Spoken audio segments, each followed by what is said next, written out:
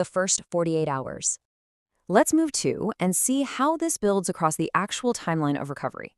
Think of this phase as the start of our patient's training montage.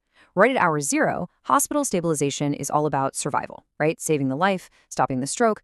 But incredibly, just 24 to 48 hours later, early physiotherapy kicks in.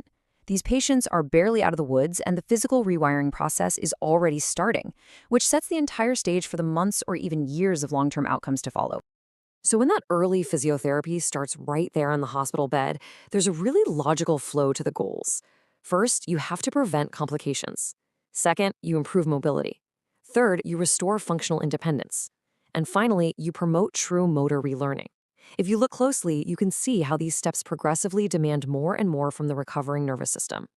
In those earliest days, before a patient is even thinking about walking, simply positioning the body correctly in bed is absolutely vital therapy.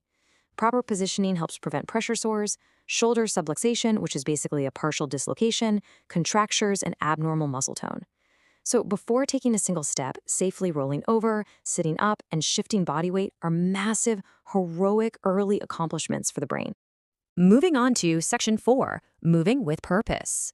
Now, what's really interesting about this slide is the stark contrast between old school thinking and modern neurorehab.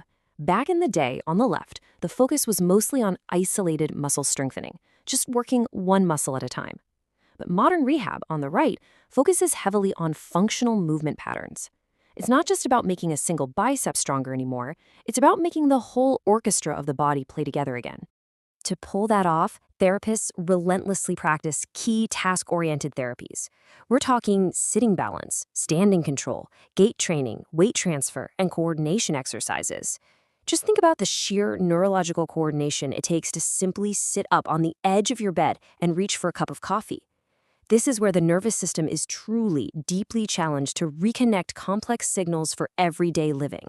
But as the brain tries to reconnect all those signals, it frequently hits a major physical roadblock: spasticity. Spasticity dramatically increases muscle tone, making movement incredibly stiff, rigid, and highly inefficient after a stroke. Basically, the brain is trying its best to send a signal to move smoothly, but the muscle is acting like a tightly coiled spring.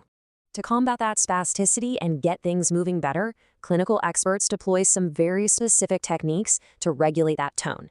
They use slow stretching, weight-bearing, rhythmic movements, and precise sensory stimulation. All of these work together to help regulate that stubborn muscle tone, essentially coaxing the nervous system to just relax its panicked grip.